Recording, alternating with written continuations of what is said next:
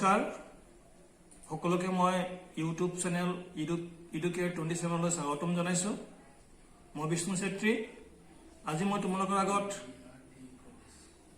BA second সেমিষ্টাৰৰ compulsory paper পৰিৱেশ অধ্যয়নৰ এটা অধ্যায় আলোচনা কৰিব ওলাইছো। সেই অধ্যায়টো হৈছে প্ৰাকৃতিক সম্পদ। আমাৰ বিশ্বত প্ৰাকৃতিক সম্পদ কেইবাটাও আছে।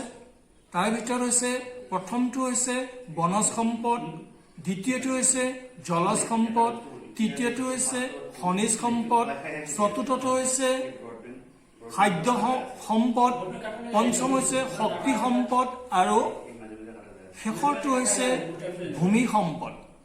গতিকে আজি মই তোমালোকৰ আগত এটা বিষয় আলোচনা কৰিম। সেইটো হৈছে কি বনজ সম্পদৰ বিষয়ে আমি আলোচনা কৰিম। গতিকে বনজ সম্পদৰ বিষয়ে আলোচনা কৰাৰ পূৰ্বে মই তোমালোকৰ আগত এটা কথা ক'ব বিচাৰিছো যে প্ৰাকৃতিক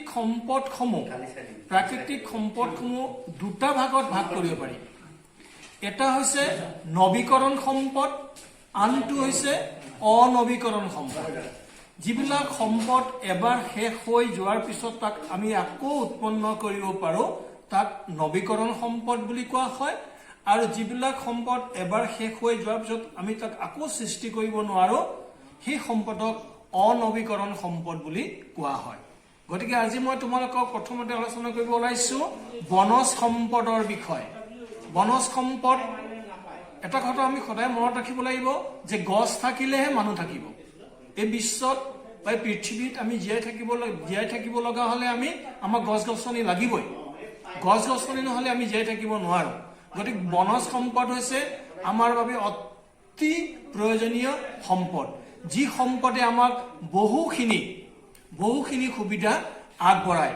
ধৰি লোৱা বনজ সম্পদ সমূহে আমাক কি দিয়ে? বনজ সম্পদ সমূহে আমাক কাঠ দিয়ে। বিভিন্ন ফাৰ্নিচাৰ আজি নিৰ্মাণ কৰিবৰ কাৰণে কাঠৰ প্ৰয়োজন হয়। সেই কাঠসমূহ আমি ক'ৰ পৰা পাওঁ? বনজ সম্পদৰ পৰা পাওঁ। আমি বিভিন্ন ধৰণৰ ফাৰ্নিচাৰ বনাওঁতে, স্কুল কলেজৰ বিভিন্ন ডেস্ক বেঞ্চ আদি নিৰ্মাণ বনাওঁতে সেই বনজ সম্পদৰ প্ৰয়োজন হয়। আৰু এই বনজ সম্পদে আমাক কি দিয়ে? অক্সিজেন দিয়ে। আমি অক্সিজেন ক'ৰ পৰা পাওঁ? গছ গছনিৰ পৰা পাওঁ। ক'ৰ পৰা পাওঁ? বনজ সম্পদৰ পৰা পাওঁ। অক্সিজেন আমি বনজ সম্পদৰ পৰা লাভ কৰোঁ। গোলকীয় উষ্ণতা আমাৰ পৃথিৱীত দিনক দিনে কি হৈ গৈছে? গোলকীয় উষ্ণতা বৃদ্ধি হৈ গৈ আছে। আৰু এই গোলকীয় উষ্ণতা কমাবৰ বাবে আমাক বনজ সম্পদ অতিকৈ প্ৰয়োজনীয়। গতিকে তোমালোকে এটা কথা সদায় মনত ৰাখিবা যে গছ থাকিলেহে মানুহ জীয়াই থাকিব। গতিকে বনজ সম্পদ আমি সংৰক্ষণ কৰি ৰাখিবই লাগিব। এতিয়া চোৱা, আমাৰ পৃথিৱীত বিভিন্ন ঠাইত চৰকাৰে বিভিন্ন ধৰণৰ কিছুমান আইন বলবৎ কৰিছে যে এডাল গছ কাটিলে আমি 10ডাল গছ ৰুব লাগে। কিন্তু সেই নীতি আমি আজিকালি অৱলম্বন কৰিবলৈ পাহৰি গৈছো।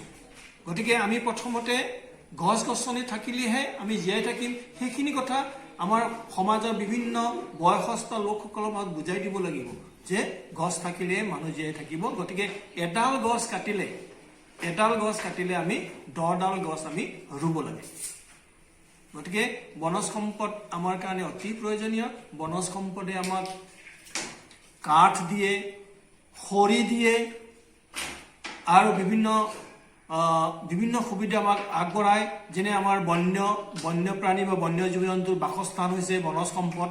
হাবি জংঘলত আমাৰ বন্যপ্ৰাণীবোৰৰ বাসস্থান হয়। ইয়াৰ উপৰিও বনজ সম্পদে আমাক অক্সিজেনৰ যোগান ধৰে। বনজ সম্পদে আমাৰ গোলকীয় উষ্ণতা কমায়। বনজ সম্পদে আমাৰ বৰষুণৰ পৰিমাণ বৃদ্ধি কৰে।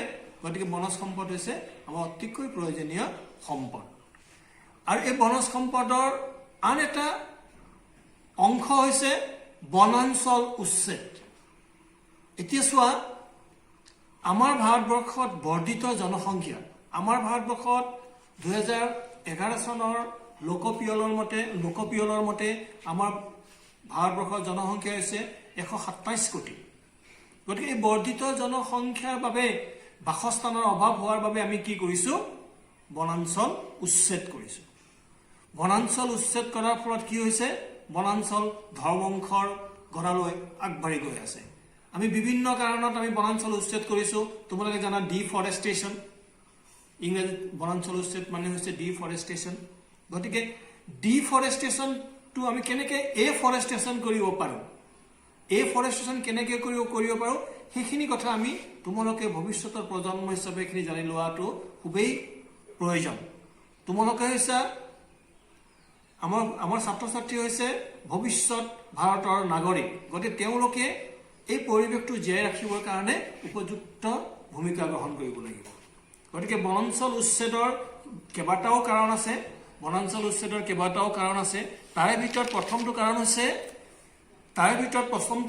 কাৰণ হৈছে ঝুম খেতি আমাৰ বিশেষকৈ বৰ্ধিত জনসংখ্যাৰ খাদ্য যোগান ধৰিবৰ কাৰণে আমি কি কৰোঁ ঝুম খেতি কৰোঁ যেনে শিফটিং কাল্টিভেশ্যন আমাৰ ভাৰতবৰ্ষত প্ৰায় 300 মিলিয়ন মানুহ শিফটিং কাল্টিভেশ্যনৰ ওপৰত নিৰ্ভৰ কৰে গতিকে এই ঝুম খেতিৰ বাবে আমি কি কৰিছোঁ গছ গছনি কাটি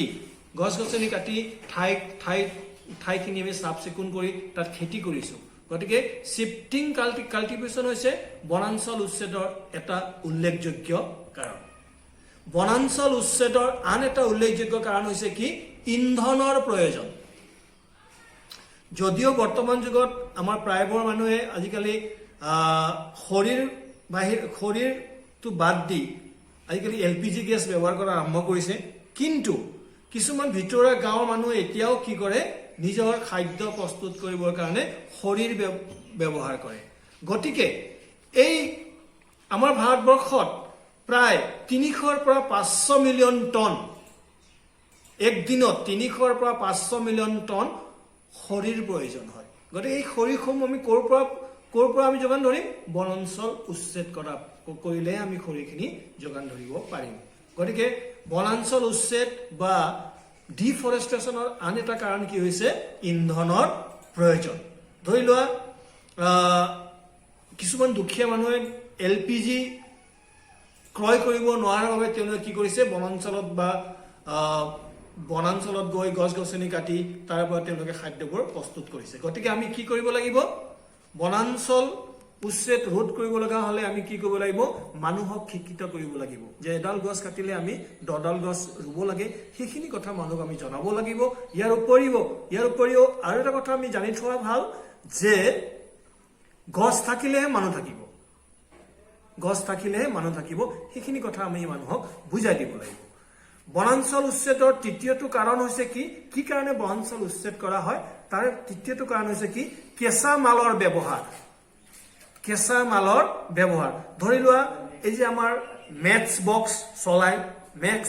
বক্স বনাবৰ কাৰণে আমি বনাঞ্চল উচ্ছেদ কৰি কাঠৰ টুকুৰা দি মেটচ বক্স বনাওঁ ফাৰ্নিচাৰ যিবিলাক ঘৰত ব্যৱহাৰ কৰা ফাৰ্নিচাৰ দৰ্জা খিৰিকী ডেস্ক বেঞ্চ এইবিলাক বনাবৰ কাৰণে বনাঞ্চল উচ্ছেদ কৰোঁ ইয়াৰ উপৰিও বিভিন্ন প্লাইউড তাৰপিছত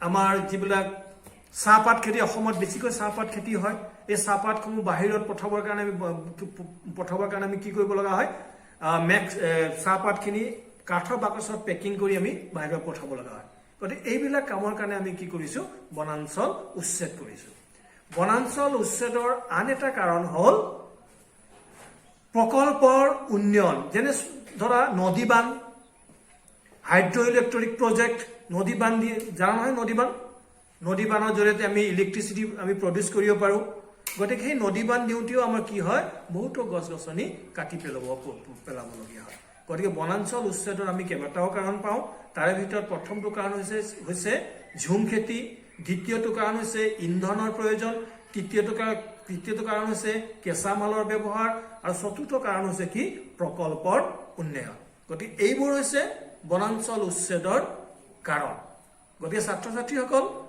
আজি মই তোমালোকক প্ৰাকৃতিক সম্পদৰ বিষয়ে চমুকৈ আলোচনা কৰিলোঁ আৰু প্ৰাকৃতিক সম্পদৰ আন এটা অংশ বনাঞ্চল উচ্ছেদ কি কাৰণত বনাঞ্চল উচ্ছেদ কৰা হয় সেই বিষয়ে আলোচনা কৰিলোঁ আৰু পৰৱৰ্তী ভিডিঅ'ত মই তোমালোকক বনাঞ্চল উচ্ছেদৰ পৰিণামৰ বিষয়ে আলোচনা কৰিম ধন্যবাদ